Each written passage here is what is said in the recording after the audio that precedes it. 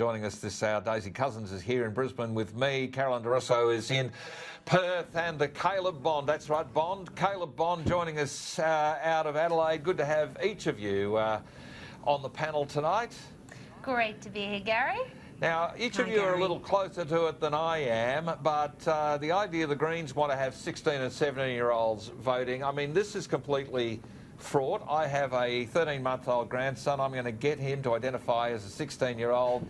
Caroline, does this now mean he will qualify to vote under the Greens' plan?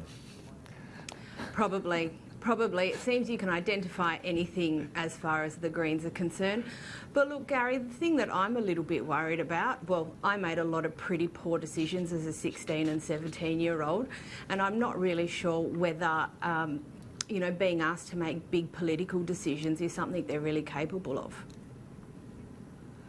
Yeah, and being 16 is about making mistakes, hopefully not catastrophic big mistakes that are going to define the rest of your life, but that's what being 16 is all about. I mean, Caleb, I think that the brain apparently doesn't fully develop till you're 25, and many women would argue that we blokes have never really quite managed to develop our brains completely, but giving 16 and 17-year-olds a vote, I think, is incredibly dangerous. I would actually look seriously at increasing the age back to 21, where it used to be a long time ago, but that won't be very popular either.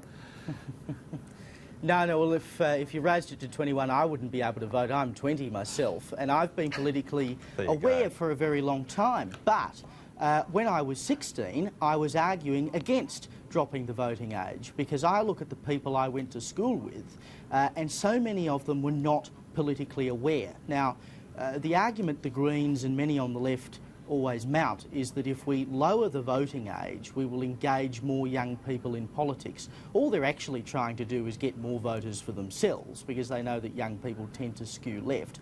But if you don't actually give young people the tools to understand politics and to want to get involved with it, simply giving them the vote achieves nothing. You get a group of people who don't know what they're doing, and they become just like a fair portion of the rest of the population that are just as apathetic. It doesn't change anything. It doesn't make the situation any better for them. It doesn't engage them in politics anymore. It simply gives them another thing that they have to think about that they really don't want to. There's no point. Yeah, no fair comment. I mean, Daisy, I was always told if you're not a socialist by the time you're 30, you've got no heart. Or by 20, you've got no heart. If you're not a capitalist by the time you're 30, you've got no brains. I mean, so, you know, you learn things along the way. You work out how to care for others, and you also work out how to actually pay for that care. Well, yes, exactly. I mean, Caleb, you're spot on when you say that really the Greens, the reason they want to lower the voting age is because they want more votes for themselves, because there's the tendency for young people to skew left. And of course, they frame this in a all sort of love and heartstrings way by saying that people who are going to be most affected by the so-called climate crisis absolutely should be given the right to vote. I mean, no question. But what the Greens actually don't seem to realise is that there is quite a lot of research to indicate, and I've made a YouTube video essay on this, that Generation Z, which are the 16-year-olds now, are actually the most right-leaning generation since the Second World War. They've got a much more classical liberal approach. They tend to be quite socially liberal, but they are generally fiscally conservative and have a much more nationalist approach than millennials do.